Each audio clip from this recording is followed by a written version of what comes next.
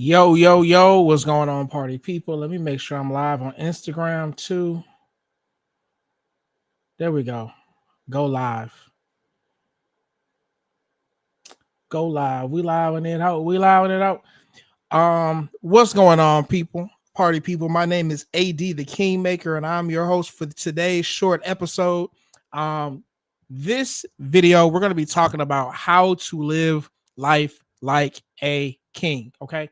Um, and we got the call in number here at the bottom, so definitely call in. I want to hear from the people.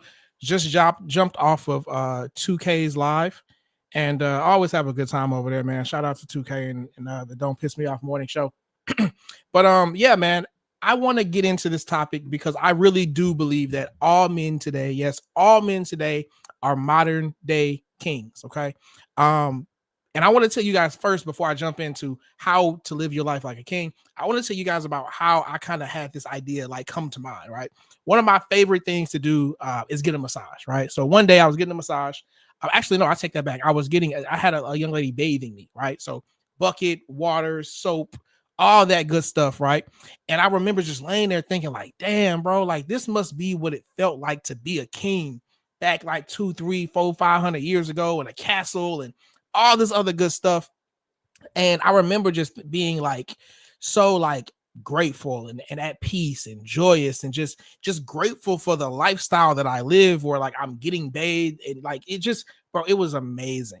And then I started to think, like, after I left the table, I was like, man, kings didn't have running water, they didn't have electricity, kings didn't have internet, they didn't have paved sidewalk, like they didn't have a lot of things that we have today that we take for granted, right?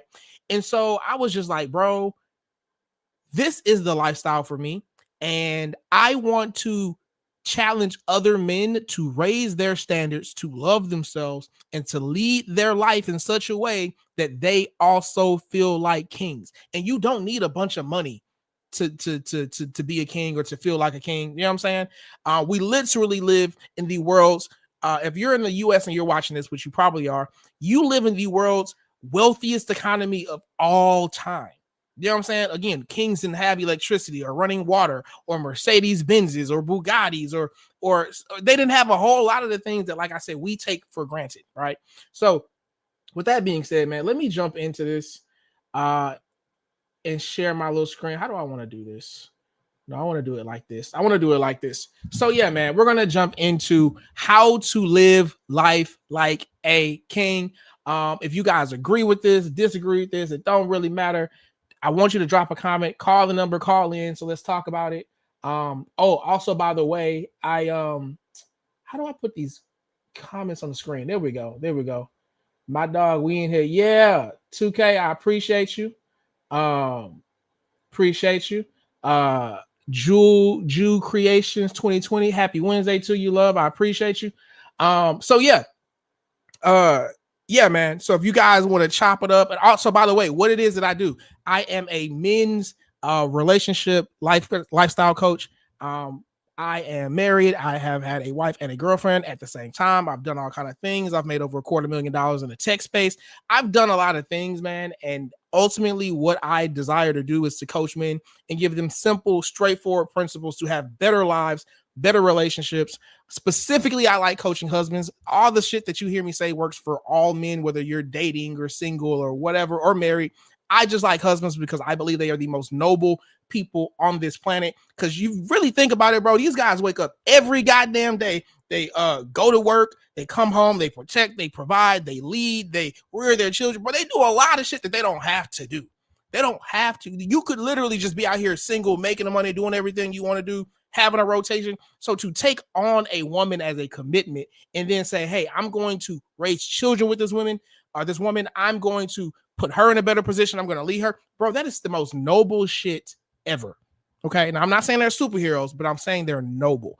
And my life as a man, if you're a man and you're watching this, your life as a man is hard enough without challenges from your woman. Okay. And I had a short 1 to 2, maybe 3 year period where I engaged with like 20 different women all at the same time. And I learned a lot. I made a lot of mistakes. I did a lot of the same shit over and over and over again. I kept bumping my head, right? And I was just like, what is going on? I keep getting cheated on, like, and I keep going in every relationship, all romantic and all this other shit. And I finally figured out the pattern. I broke the shit down to a science, which I call the desire equation. I'm not going to go over that in this episode. That's for later. But I literally have broken down female attraction in such a way that you learn the variables that go into what it takes to keep a woman attracted to you long term. And I will say that the more attracted your woman is to you sexually, the easier the entire relationship is. Space is my guy. What's going on, bro? I appreciate you joining and tapping in. The easier the relationship is, the more your woman is sexually attracted to you, the easier your relationship is. The less sexual attracted to you she is, the worse your relationship is. It's just what it is, bro. That's just how God made them. Okay. And so you as a man, your number one job is not to protect. Your number one job is not to provide. Your number one job is not paying for the bills. Your number one job ain't none of that shit. Your number one job is to keep that woman highly sexually attracted to you. Okay, so that way you have an easier relationship. You get more blowjobs. If you want threesome, whatever, bro. I'm pro man. I'm a guy's guy. I want you to have your relationship exactly how you want it. So don't let me tell you what to do. I'm just here reporting the data. I'm reporting the science. You use it to your own benefit, right? Because who the fuck am I to tell you how you should live your life, right? All that being said, let's go ahead and jump in here. Let me pull this over here. So, how to live life like a king. This is what I call my large life framework. Okay, large is an acronym, and these are just the rules that I live my life by. Not even really rules. You can call them principles. You can call them values. This is how I live my life. This is how I think. By the way, I have studied. I won't say I've studied a lot of dynamics. I've studied men who are single and they date multiple women. I've studied men who are married and he and his wife date women together. I've studied regular marriages. Most of those are miserable. I've studied men who have multiple wives. I've studied women who have multiple husbands. I've been educated and mentored by pimps as well. So I've just looked at every kind of dynamic that you possibly can in terms of how you can relate to your woman, right? And so that's kind of how this whole thing was created. It's like I learned certain principles, and these principles have just always served me, and I just stuck to them, right? And I'm a work in progress, right? These are constantly being updated, but these are the things that I know are good for me, that are great for me, and have allowed me to live a lifestyle where I'm making the kind of money that I want to make. I'm traveling. I've got the time to spend with my family. We're going to grow the family. Like, here's the other thing. Again, I'm not telling you what you should do. I don't do women who don't make six figures. Okay. And so, ladies, we're looking for a friend of the family or girlfriend, whatever you want to call it. You must make six figures and you must like me a whole lot. Those are the two minimums. We can start with that and go from there.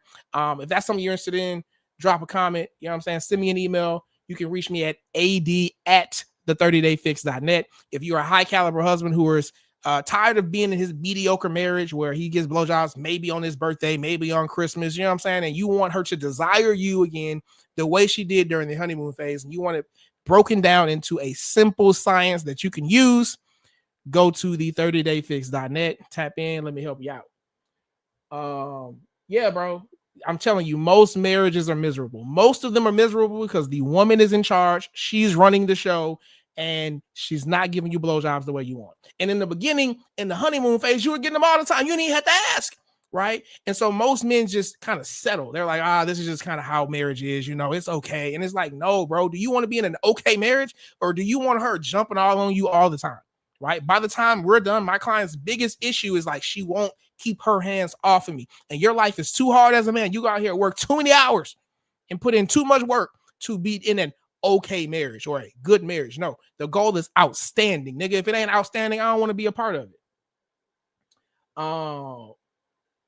Watch hours and consistency. Yes, sir. Watch hours. I've got a lot of subs. I've made a lot of videos. I've done a lot of things. You might see me in a lot of different spaces, but consistently making videos, going live, building community, all of that is new. You know what I'm saying? So Yes, help me hit them watch hours. That's what I'm going for, bro. I appreciate you. That is what I'm shooting for. All right. So let's jump into this. So the large life framework stands for self-love. A is self-acceptance. R is self-respect. G is gratitude. E is execution of your own will. Let me turn my thing on. Turn on laser pointer. There we go. L is self-love. A is self-acceptance. R is self-respect. G is gratitude. E is execution of your own will. And the last E is emotional intelligence. Okay. I'm going to break down each of these, how I learned about them, what the story was, and what the benefits of implementing each of these things in your life are, or what they have been for me. Right. So let's start with self-love. Self-love is self-investment. Okay. This could be money. This could be time. This could be spending time with people who pour into you, who build you up, who make you feel better, who call you up and say, hey, bro, you are better than this, right? You are bigger than this room that you're in. You're better than this situation you're in.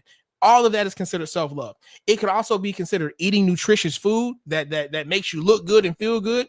Anything that makes you better, faster, or stronger, I consider to be self-love. And I really do believe that most people do not love themselves. And it is clear because you can listen to how they talk to themselves. You know what I'm saying? Like when you make a mistake, right? When you try something for the first time, you make a mistake.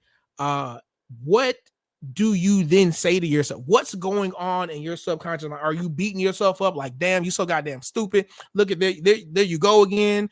I can't believe you tried that. You knew you couldn't do it. Like, what does your internal self-talk sound like? That if it's negative, that is proof that you don't love yourself. Because imagine you had a child and they're trying to do something and they make a mistake. Are you gonna go to that child and say, look at you, you stupid mother? You know what I'm saying? You dumb, I can't believe. You would never do that. You would never speak to a child that way and expect them to believe that you love them. Okay. So then my question becomes, why do you speak to yourself that way? You speak to yourself that way because you think it's okay. And a lot of men think that they must shame themselves in order to keep themselves from doing bad behavior, taking bad actions, or being immoral. But it's just like, bro, if you just woke up and did what you wanted to do every day, I highly doubt you want to harm people. I highly doubt that you want to hurt people or rob people. Like, I don't think that you need to use shame to keep you from doing some shit you really don't want to do. Right. Which is different than saying when you're hurt, yeah, you want to do those things, but like you're really suffering. You know what I'm saying? And so you have to have compassion. You have to have grace for yourself and all these other good things. You know what I'm saying? So that being said, self-love is self-investment. This might be you buying some new books, reading one book a month. This might be you joining a mentorship so you can get closer to someone who can pour into you and give you some advice on how to get over the hurdle that you want. If you're someone who's been struggling with weight for a long time and you're like, hey, bro, every year on January 1st, I bullshit myself. I get a gym membership and by February 1st, bro, I ain't showing up no more. And you know that, right? Self-love is you being honest with yourself and saying, hey, I tend to bullshit myself. Therefore, I need to hire a fitness coach, right? So then you go and hire somebody and you pay $4,000 and you get X amount of sessions and they're going to show up and hold you accountable every time. That is self-love. You taking that time, that money, that energy and invested it in somebody. You spending money with them, but you're investing in yourself. That is self-love. Everything starts with self-love and flows down from there. You have to believe you are the kind of person who is worth investing in. Okay. Next is self-acceptance. Self-acceptance requires self-awareness at the human level. It requires understanding your triggers, your pet peeves, and your biology as a man. This is probably my favorite one to talk about. And not shaming yourself for responding in a way that God made you wired to respond in. Accepting yourself as you are, knowing that God did not make a mistake when he made you because God does not make mistakes. This is a big one, man. We live in a time where I really do believe men and masculinity are not valued. In fact, not only are they not valued, they're hated, right? They're seen as unimportant, right? You grow up, or I grew up listening to lyrics like niggas ain't shit, or I can do bad all by my own. I don't need a man. You know what I'm saying? Like we have all these things. Then you have stupid ass words like toxic masculinity. That's not a real thing. Okay. There's just masculinity. And when it shows up in a way that you don't like, you want to call it toxic. It's not toxic. It's just masculinity. Okay. There's so many things that have been put in place today to get men to hate themselves, to get men to not value themselves. And when you don't value you, you move and act and engage with the world in such a way that says, I don't value myself. And then you end up engaging in relationships with people, friends, family, colleagues, girls, whatever, right? Who also don't value you, but they don't value you because you don't value you. Okay. You set the standard. Okay. And so if you had a dog, let me switch gears a little bit. Let's say you had a dog, right? And let's say that this dog, barked,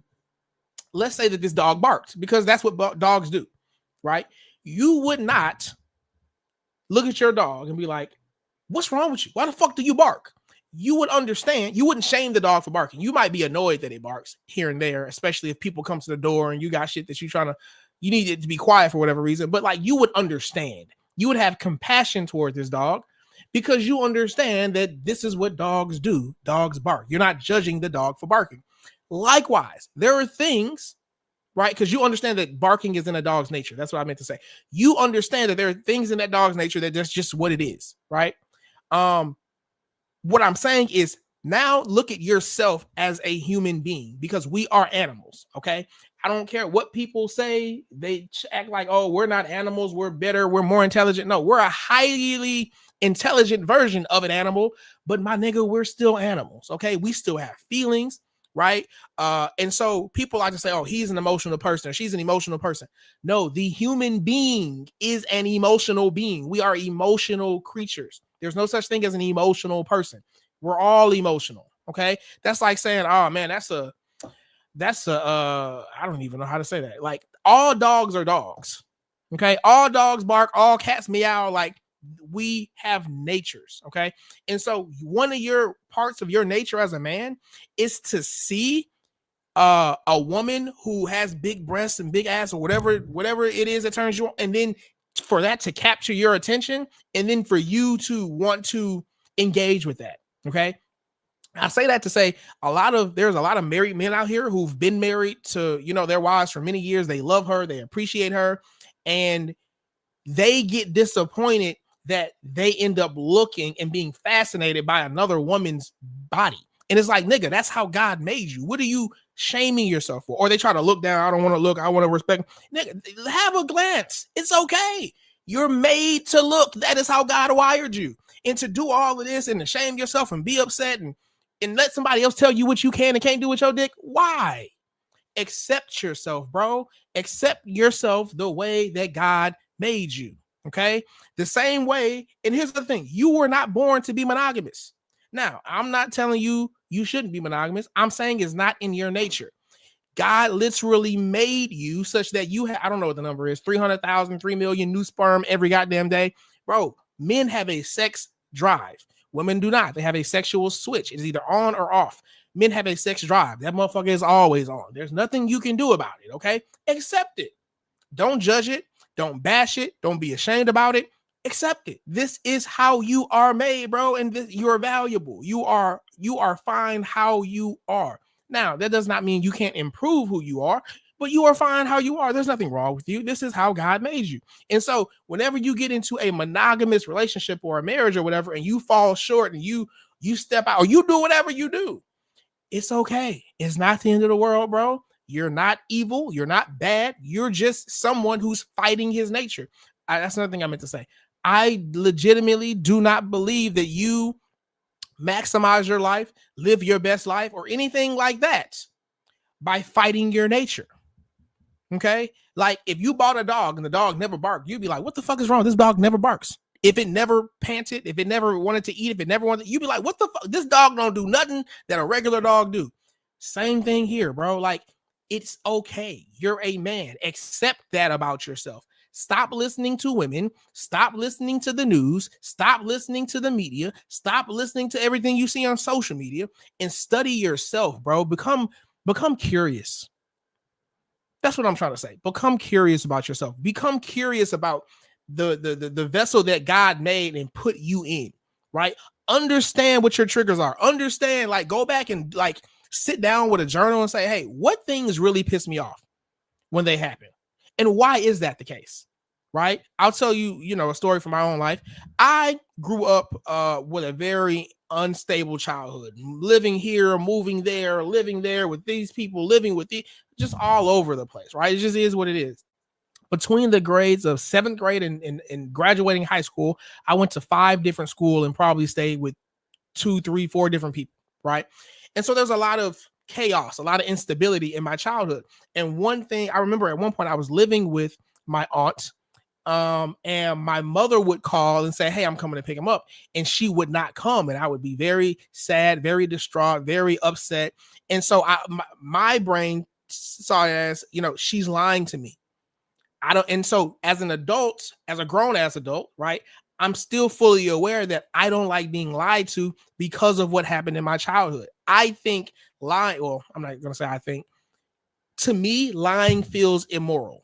Now, I understand that that's not the case, but that's just my value set. And I understand that my value comes from, or that value of mine comes from my childhood, right? So I do my best not to lie to people, and I don't appreciate being lied to. And I'm learning that there's some people out here who like being lied to, okay? Mainly women. That's not me though, okay? Don't lie to me. But interesting story. I remember I was actually in Detroit. I was at a meetup with the Bag Chasers for Anton Daniels. And I met this one dude. I don't want to say his name wrong. I forget his name.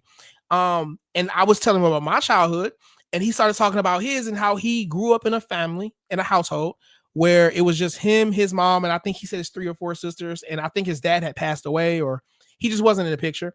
And so I remember him telling me, he was like, "Nigga, lying is a form of survival in that household." So he grew up believing that I must lie to protect myself. And I likely would have grown up thinking that same way if I grew up in that environment. So my morals are different than his morals. His morals say lying is a way that you protect yourself. My morals and my values say that lying is wrong and lying is for cowards. Neither one of us are right. Neither one of us are wrong. It's just we have different values. And so I don't need to judge him, and I can accept him for who he is because I accept myself for who I am. I do not judge myself. I do not shame myself. I don't put rules on myself. I do what I want, when I want, with who I want, how I want, when I want. Okay.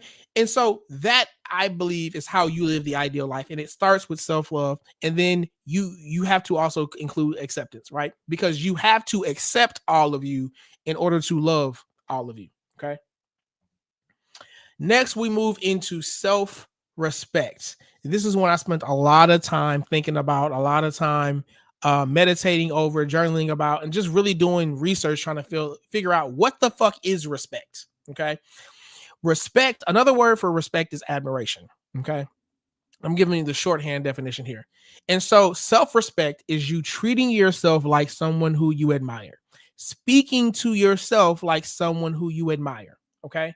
And so when I say self-respect, it really is as simple as how you treat yourself, how you speak to yourself, and then also how you let others treat you. Okay. There would be times in my past where I'm in a room or I'm engaging with somebody because it would benefit me to engage with them, or because, I don't know them, I'm meeting them and they say or do some shit that I don't like. Right. And I just wouldn't say anything because I'm conflict avoidant or some shit like that. Right. That is me being disrespectful to myself. That is me allowing someone to say or do something that I don't appreciate, not stand up, not do anything, and just tolerating it and letting it happen. As opposed to today, it's like, hey, you don't know me. My name is AD the Kingmaker. I don't like that. I don't appreciate that. Right? That's not gonna work for me. It might work for other people. That's not gonna work for me. Just no animosity. Just, hey, you didn't know. Now you know. I'm letting you know. I'm informing you that ain't gonna work for me. I love myself. I respect myself. That's not gonna work for me. Right. And if they continue doing it, you exit stage left, because you cannot force someone to respect you. All you can do is communicate your boundary. And then if they choose to continue an action or speaking to you in such a way that you don't like, you just leave. You stop fucking with them and you give them the you give them the gift of your absence. This is what self-respecting people do. And this is what I highly recommend that you do. Right. This is also why I recommend not arguing with a woman. Like, why would you let a woman just talk to you crazy? It's typically, I believe, is because you think it's okay. And if you think it's okay, then that means you don't respect yourself. And so that's a lack of self-respect. Okay. Having a backbone.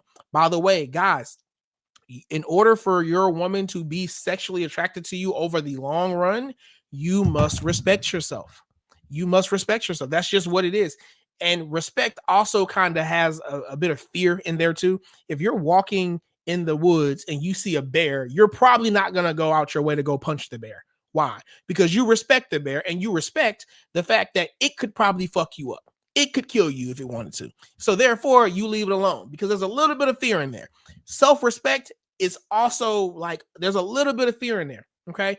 Meaning that people understand that they must treat you with a certain level of respect or they must fear losing access to you. Okay. Slight tangent. You must see yourself as valuable. Okay. Because you would not take away access to you if you don't believe having access to you is valuable to begin with, if that makes sense. So self-respect is I think is almost tied to self-value in some form or fashion. I'm diving a little too deep here, but y'all get what I'm trying to say. Self-respect is treating yourself like someone who you admire, talking to yourself like someone who you admire. One a few years ago, because I was at that one. Yes, sir. I was at the meetup in Detroit. I don't know how long ago it was, but yeah, I was at the meetup in Detroit. I went to a couple. I think I went to the one in Detroit. I think he had one in Miami. I went to 2 or 3 of them, but yeah, I was there. Had a great time, met some great people too. All right, G is gratitude. Okay, everything starts with gratitude. I might even say that this is the most important one. I don't know, they're all important. Everything starts with gratitude.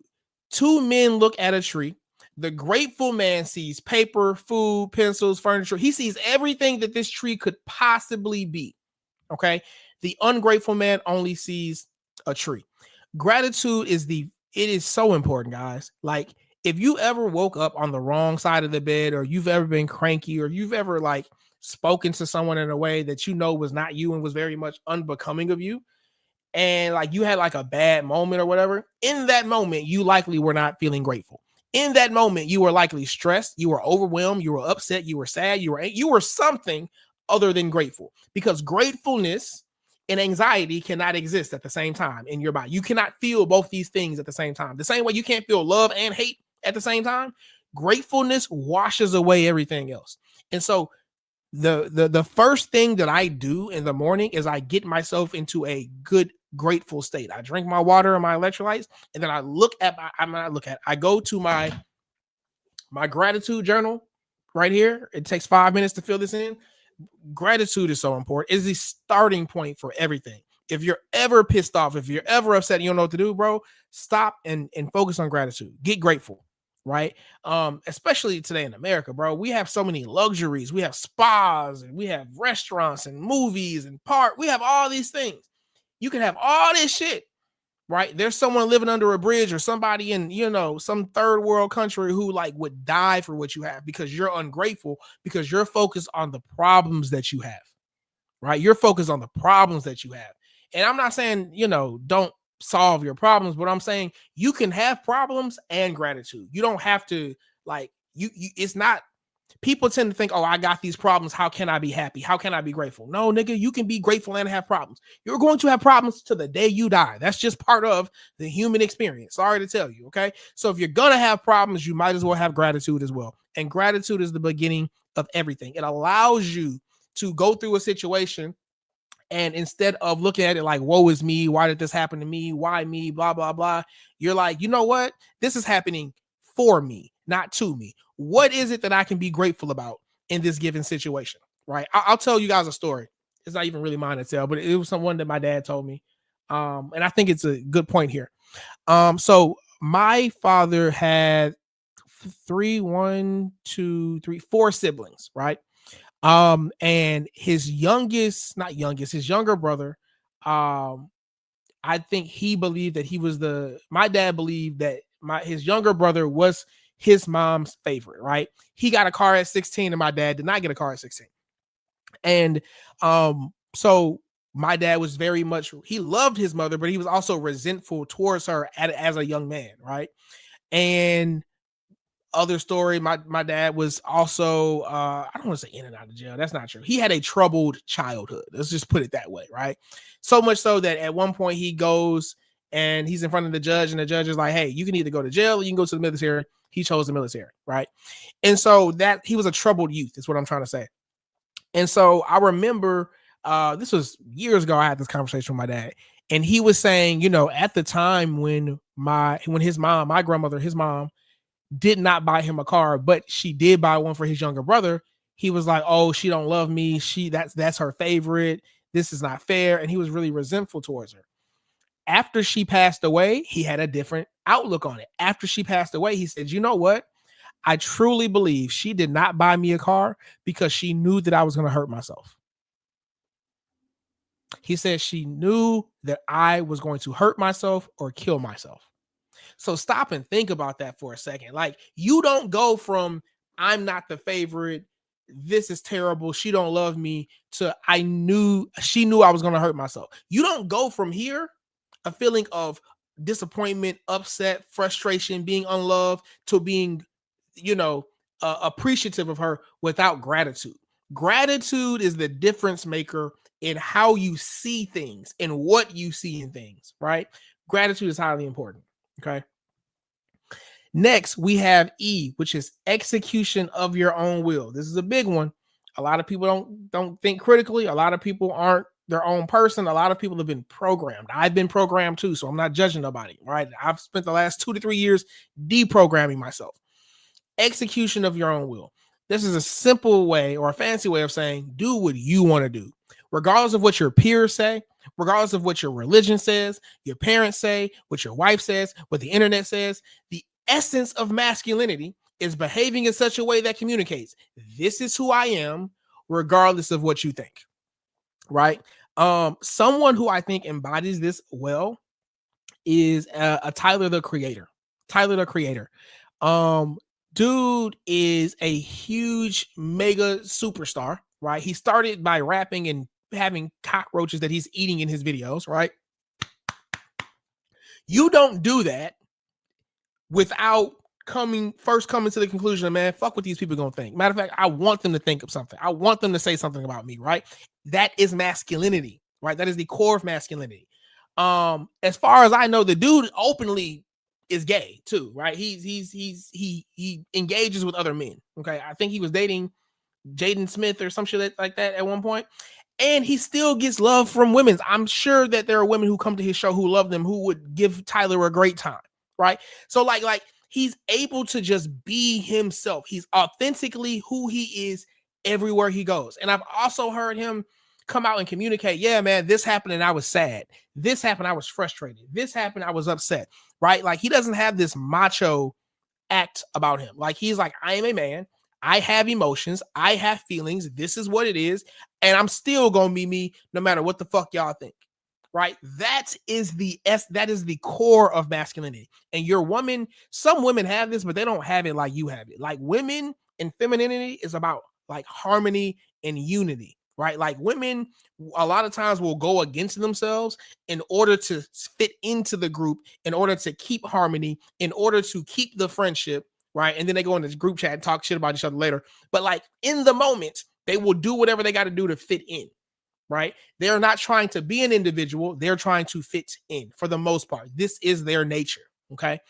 And so masculinity is the opposite, right? Masculinity is, I'm going to show up as me. I'm going to be me. I'm going to communicate as me. I'm going to dress like me, walk like me, talk like me, whatever the fuck I think me is in my personality.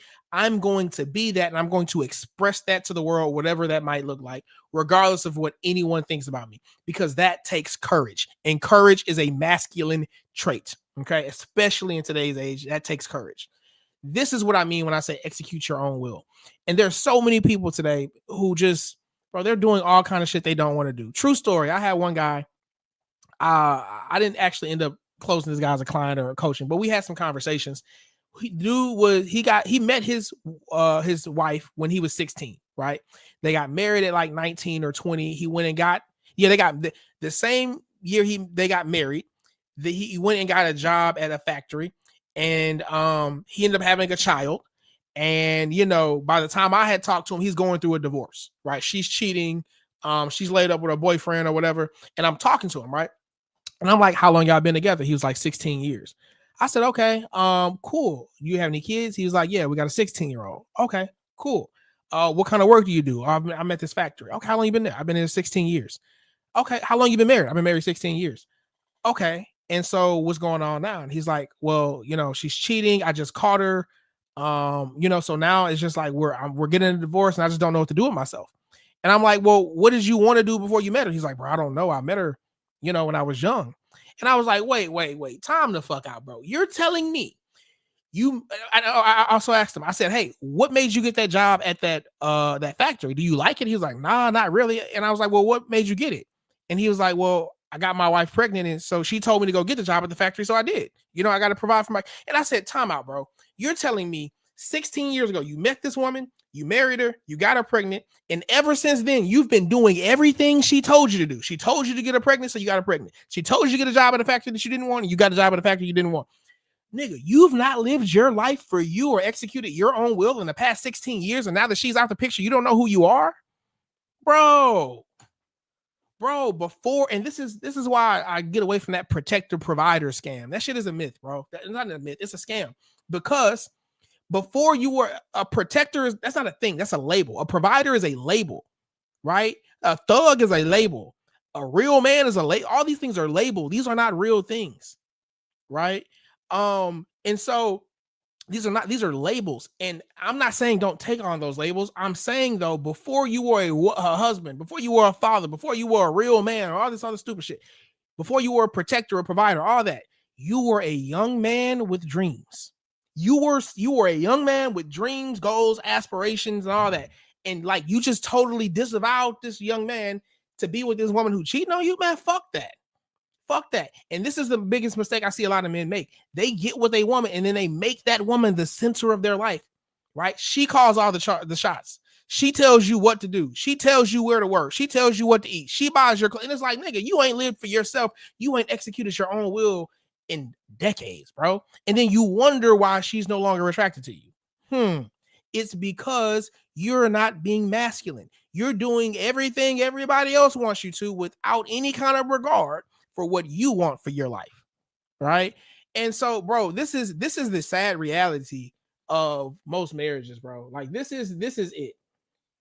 Yeah, she was big cheating. This dude, I don't want to sound like I'm talking bad about him, but like, dude, like, pulled up on her at her house with her boyfriend. He's like, I just had to see with my own eye. I'm like, nigga, for what? Why do you need to see her cheating? I don't understand. If she's not treating you good, why do you need to see it? You need to see it to believe it. Yeah, Rhonda, just like a child. Now, let me also say, I'm not shaming these men. I'm not judging these men, bro, because a lot of us, especially black men, we didn't grow up with men in the household, right? We've never really seen a man lead. A lot of these men are in relationships today where their wife leads because they were raised by their mama, and even the ones who did have their father in the picture, they mama ran the house too. We've not really seen a lot of strong masculine men. We've not seen a lot. This is a rarity, bro. I'm a rarity when I walk in rooms. When I walk in rooms and I tell people, yeah, I got a wife and I also has a girlfriend, and they're like, hey, well, can she have a boyfriend too? And I'm like, absolutely, motherfucking not. What I look like, right? There's not a lot of men who are just living their lives out loud, doing what they want to do, unapologetic. I said this shit all wrong. Unapologetically. This is rare, right? This is why when Kevin Samuels came on the scene, and he was just very direct, he was strong, he was masculine, he was not backing down, right? Let's be real. We didn't seen a lot of y'all daddies and a lot of y'all uncles in relationships with their wife, and they're like, man, I want to go do this with so-and-so. Are you going to do it? Nah, man, I don't even want to hear her mouth, bro. I don't even want to hear the mouth of my old ball and chain. These niggas are being bullied by their women. They've been bullied for decades, and they wonder why Big Mama run the show and why Big Mama the backbone of the goddamn family. Because Big Mama wear the pants. And these niggas are scared of their women. They're scared of dealing with the brunt of the emotions of that woman, right? And this is why I tell my clients, fuck how that woman feel. You will behave in a way that is becoming of having my last name, or you will not have my last name. You will behave in a way, you will treat me in a way that is loving and kind and sincere and genuine, or you will not have access to me because I fucking love myself that much. And it is very rare to hear a man speak like this. Men are not speaking like this today. Okay. And I'm also not saying to hate women. Ain't nothing wrong with women. They're just being who they are. They're just being who they are, right? They've not seen it. And so you can't be what you can't see. They've been taught, fucking nigga, go get some money, never rely on a man. They've been taught niggas ain't shit. They've been taught, hey, go get a career. Being a stay-at-home mom was a terrible thing. And it's like, bro, they've been sold a bunch of bullshit and it's worked. And so this is another reason I'm going on a total tangent here, but it's okay. This is another reason why I say a lot of these red pill niggas is lame. Okay, because they sit online arguing with women. It's like, bro, let's make love, not war. Like, what are we arguing with women for? Your woman is in your life as an asset to help you uncover your vision and do what you're trying to do. This is not a gender war, right? These feminists are just as bad as these red pill niggas. They are both groups of people who hate each other and they spew their hate at one another. No, I'm here for love, baby. You will speak to me with love or you will not speak to me at all. That's my rule, right? And so these niggas be online as grown ass adults arguing with women. Arguing is what women do. I understand. I expect a woman to do what a woman does. I'm expecting a dog to bark. I'm expecting a cat to meow. Okay. I'm expecting a snake to hiss. But you as a grown ass man, what are you arguing with women for? On the internet? Now, if that's how you make money, that's how you make money. I get it. But my nigga, what a pathetic way to make some money. In my opinion. You know what I'm saying? If I'm with a woman, we're having a good time. We're playful. I'm not arguing with a woman for what? Raising my blood pressure and you're not going to win. The internet, the world, we need to see more masculine men, and that's why the fucking Kingmaker is here. I appreciate y'all tapping in with me. Spaces, the kids might not be his either. Get that paternity test, my guy. No, he left. He divorced. But I mean, maybe, yeah, you're right. The kids might not be his. The kids may not be his. I don't know. They may not. Yeah, no example, Rhonda. So yeah, man, I'm here. I love people. I love humans. I want to start that. Start there. This is what makes me different than all these red pill people and these blue pill people and all this other fuck all that, bro. Like, we're humans, okay? The way some people say, oh, I'm a dog lover, I'm a cat lover, some people love horses or whatever. Like, I love humans. We are a fascinating species. We are so interesting. Like, we're so smart, we're dumb. Like we're interesting, and I love people. And I believe that I was put here to become the best version of myself, showcase that to the world, and show the world what it looks like when a nigga's living his life on his own terms. He's helping people, he's serving God's people, and he is one of God's favorites. Okay, that is my job. And if we make men better, then guess what else happens? Women get better men to choose from as husbands. Sons and daughters get better men, better fathers in the home, right? Communities get better. When we make men better, everyone succeeds. And if you're one of these niggas who hate women, or you're one of these women who hate men, you're not welcome here. Okay, you're not welcome. I'm gonna make fun of you. I'm gonna laugh at you, and then I'm gonna gather the ones who want. I'm gonna gather the people who understand that men and women need each other. You may feel like you don't need one another, but we still need one another, right? So yeah, man, it's all about unity and harmony over here. And sometimes people need to be made an example of. Oh, one other thing, since y'all are live with me, I don't fuck with Derek Jackson. Y'all do me a favor. If you want to clip this up and send it to him, I think he a bitch ass nigga, because he's out here making content towards women, specifically black women, telling them this nigga is evil incarnated. Okay. He's sitting here telling these hoes lies that he knows that they're going to like, and it's going to make them feel good. And they're going to implement on the information that he's saying, and they're going to be single and alone forever. Right. Meanwhile, he fucking his wife and then and every other chick on Instagram. Like, bro, like, be a real nigga, bro. Like, tell the truth. Why ain't nobody telling the truth no more? These niggas is lame, bro. Yet he's still selling books, and women are still buying them like dummies. Okay. So yeah, man, I got on my little soapbox. My point here is, you want to do what you want to do. Fuck what the Bible talking about. Fuck the Quran. Fuck with your peers, your fam. Stop taking advice from miserable people telling you how you should live your life. Okay. I just did a video on there's no such thing as a real man. Everybody with a dick, with dick and balls is a real man, except trans men. Those are not real men. Those are women. Those are chicks with dicks. Everybody outside of that is really a real man, bro. You're a real man. You may not be a courageous man. You may not be an honorable man. You may not be an honest man. You may not be any of those qualities or traits. That's okay. You're still a real man. Stop listening to other people Stop listening to other people tell you what a real man does and how a man should live. Definitely don't listen to a woman tell you what a real man is or what a real man. Nah, don't listen to that. They don't know. They don't even know their daddies. How the fuck is a woman gonna tell you what a real man is? She gonna tell you that a real man is a man who does something that benefits her. And a lot of these women are broke. A lot of them are. A lot of these women are absolutely losers. Rhonda says, facts. I hate how social media pits women and men against each other. We need each other and we're different. Yes, absolutely. Hallelujah. Shout out to Rhonda. Okay. I'm not there yet. I'm also going to start a group called the Good Girl Gang. These are the women who are tired of being baddies. They're tired of being, not baddies. They're tired of being strong and independent. They say, hey, I want a man. I want a partner. I want someone who I can follow and someone who's going to lead me and our family to the promised land. Amen. Okay. So we got King's Corner for the men, and then we have the Good Girl Gang for the women. And both parties know that we need each other. And the reason why this content on social media is so divisive is because it benefits people to divide us. There's always money in division, like the Democrats and the Republicans. There's division because you can make money when people are divided. You can make a shirt saying fuck Democrats and Republicans are gonna buy it. You can make a shirt saying libs are dumb and I'm sorry, you can make a shirt saying Republicans are dumb and stinky and liberals are gonna buy it. Like there's money in division, and that's so easy to do. It's so easy to do, and it doesn't take a whole lot of creativity. Okay. However, I make my money and I make money otherwise. Okay. I don't want to divide. I want to help bring us together. And that's going to start with men being better versions of themselves. Therefore, they like themselves, they value themselves. Now, when a rambunctious woman comes up and is done, it's like, hey, that ain't gonna work. Leave me alone. But men, I don't know when the last time was you rejected a woman. I'm telling you, reject a woman. One, you feel good. Two, she's gonna respect you more. Go out here and reject a woman today. Okay. He was allegedly making videos outside of the houses of the women he was cheating on with his wife with. Making videos outside. What you mean? Tell me more. What you mean making videos? You mean like flicks?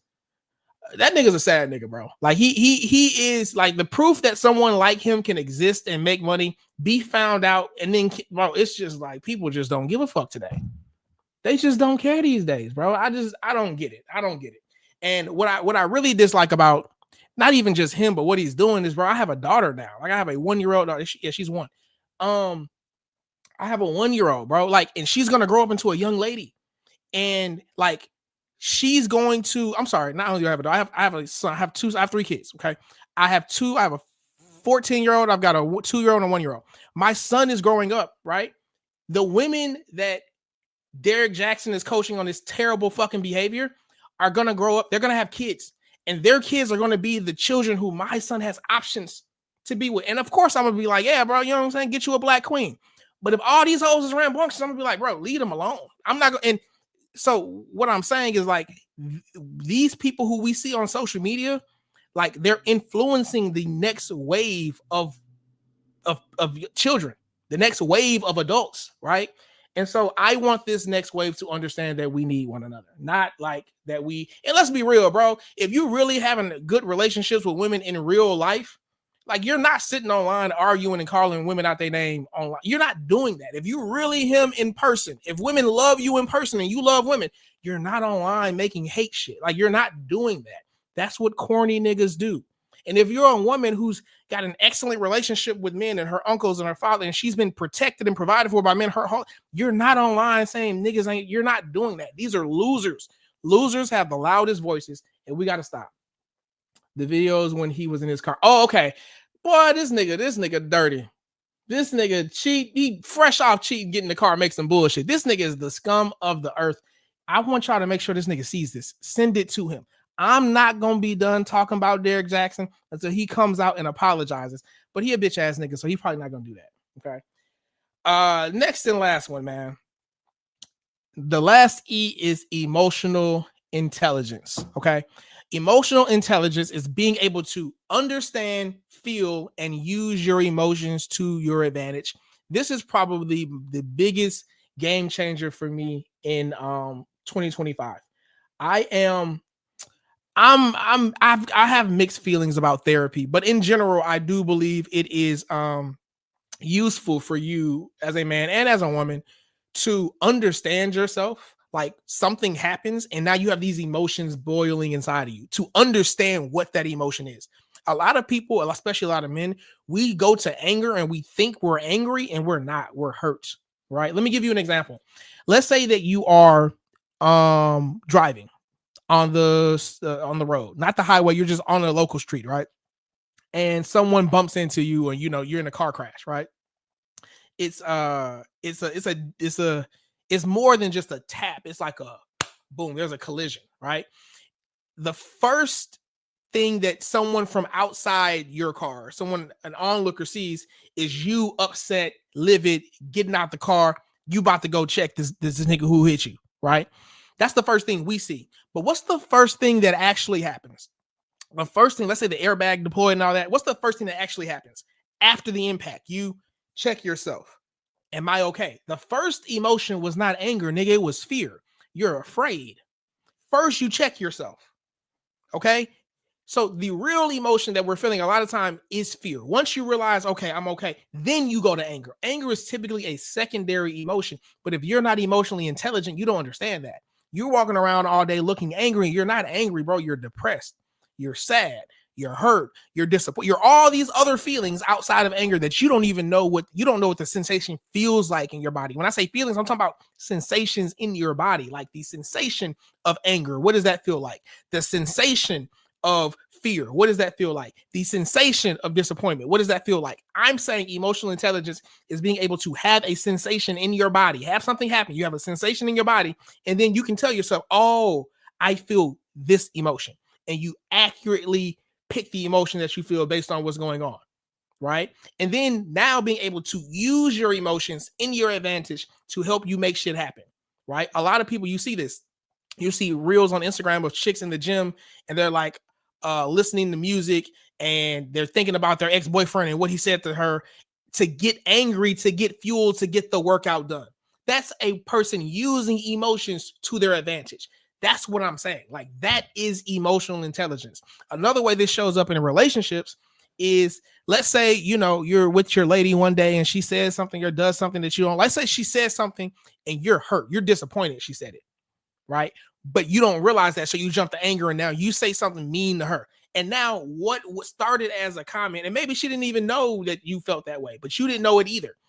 We took one comment and now you feel some kind of way. You feel hurt, but you don't know that. So you call it anger. You spit anger at her. Now she's going back and forth with you. Now it's all this big ass argument. Now, like, all of this stuff is happening when you could have just said, hey, I didn't appreciate that. I'm very hurt that you said that. I don't appreciate it. That's not going to work here. And you just communicate that. You communicate the emotion accurately. You don't misunderstand it for anger. You know what I'm saying? Like, being able to identify your emotions and then communicate them, even better, communicate them with love, because that's a loving way to say, hey, I don't appreciate that. You can say, bitch, I don't like that shit. Or you can say, hey, love, I love you, but I don't love your behavior. You can communicate the same thing in very different ways if you understand the real emotion underneath it. And that is what I'm referring to when I say emotional intelligence. Okay. One thing that helps with this, that helps me a lot, is if something happens and I don't fully understand what's going on and how I feel about it, but it's in my mind, go journal. Like, go get you a journal. Where my journal at? It's around here somewhere. Don't get you a cheap journal. Go get you like go spend a little bit of money on one. You know what I'm saying? Go spend $20, $30, $40 and get you a nice journal, right? Journal about whatever happened. And then step away for 5-10 minutes, come back and not even read what you wrote, but listen to the tone in which you wrote it. If I have something go on that day, and let's just say somebody says something I don't like, and I'm journaling, I'm like, man, F this person, I can't believe they said that. And I go back and I read it, it sounds like anger. So anger might be what it is. Well, maybe it's not anger. Maybe it's disappointment, right? And each emotion, I'll have to do a live on this later, but each emotion has a question attached to it. And if you can come up with an answer for that emotion, then you know that you've done it right? So for example, perfect example, never forget this moment. I remember I had my homie over. It was him and his wife and his kids. He got some rambunctious ass little kids. And I remember my 1-year-old at the time, he was like 4 or 5 months. He was still in like the little swing. He couldn't even walk yet. And this little badass kid of my friends came and I guess he hit my son with something. And I was just like, bro, I just got so angry. I got so angry, and I was just like, wait, I wanted to kick this shot. I didn't do it, but goddamn it, I wanted to. And so I'm sitting here and I'm thinking to myself after I'm doing some breathing, I'm like, okay, what is this emotion that I feel? I believe it's anger. I'm wise enough to know that anger is the sense that something you value is being threatened. I value my son's life or his safety, right? His well-being. And in that moment when that child hit him, I felt that was threatened. So anger is the correct emotion, right? So yeah, man, I'm gonna get off this soapbox too. But it is very, very, very, very important to understand your emotions as a man, because there's nothing more dangerous, okay, than an emotional man. There's nothing more dangerous than an emotional man. There's not, like, if y'all have ever seen Power, Tommy is an emotional nigga. Okay. He is the most dangerous person, a highly volatile emotional man. There's nothing more dangerous. You can love someone deeply, dearly, and in a fit of emotion, a fit of anger, a fit of rage, you can end their life because your ass couldn't identify and regulate your emotions. Okay. There's nothing more dangerous than a highly emotional man. And those type of men, or maybe I should say, there's nothing more dangerous than a emotionally unintelligent man. Those people are a liability to everyone, and they are a liability to themselves. Spacer said he would clap some cheeks, then go outside to his car and make a video about what he just did. Boy, he super hoe ass nigga of the year award. Facts. We teach our 14-year-old son this all the time. Rhonda, you're on it. The prison is full of them. Full of them. Right. Another reason why I believe we have so many emotional men in prison is these niggas don't know how to read or write. And when you don't know how to read or write, that means you don't know how to communicate. You don't know how to. You ever had a thought or whatever going on in your mind, and by the time you get to paper and you write it down, it comes out totally different? What you were thinking is totally different when it comes out on paper. If you don't know how to write or read, you cannot translate some shit from your mind to paper, which means you cannot process the emotion. You don't even know how to use words. You couldn't write if you wanted to, right? So they are frustrated. Imagine this is supposed to be a 30-minute broadcast, y'all. I fuck with y'all. I didn't think y'all was gonna come over from the show. Appreciate y'all. Imagine being a toddler. Imagine being a toddler and you really want something. You're really hungry. You're really thirsty. You really want something, but you don't have words. You don't understand words yet. You've not learned them. And you really have a need. You really want something and you can't communicate that you want it. Imagine how frustrating that would be. That's what those niggas in prison are like. You don't have the word. You don't have the capacity because you don't understand language and words and read it. You're just, the only emotion you can go to is frustration because you do not have the proper language to do anything else, right? That's why we have so many of those guys in prison, right? Facts. If a man makes a woman mad, she'll seek revenge on him. If a woman makes a man mad, he'll take out on the whole family. Yeah, bro. And I agree with that. This is why I say I don't hang around spiteful people. I don't hang around spiteful men, and I damn sure don't hang around spiteful women, because spite is terrible. Spite is like when you want somebody else to feel bad. And if you have ever done anything to a woman and she slashed your tires or egged your house or whatever the fuck they be doing, I've never had that happen to me because I don't have female enemies. Okay. It's because she's a spiteful person. And a lot of these niggas be in relationships with spiteful women, drum roll, because these niggas be spiteful. They'll be like, hey man, never tell a woman your secrets, never tell her because she'll use them against you. Well, that's because you use shit against her. That's why. If you don't throw shit in her face, she's not going to throw shit in your face. Right. And also, someone bringing up your history is not throwing something in your face. Somebody could just be communicating to you, hey, I see a pattern. Right. But yeah, bro, I say stay away from spiteful people. I don't see how anything positive could come from being in a relationship with a spiteful person or having a spiteful friend. You can't have spite and have me in your life. It ain't going to work that way. I don't do spiteful people. You know what I'm saying? So yeah, man, that is it. That is the framework for living a life like a king. It is called a large life. Okay. You want to have self-love, self-acceptance, self-respect, gratitude, execution of your own will, emotional intelligence.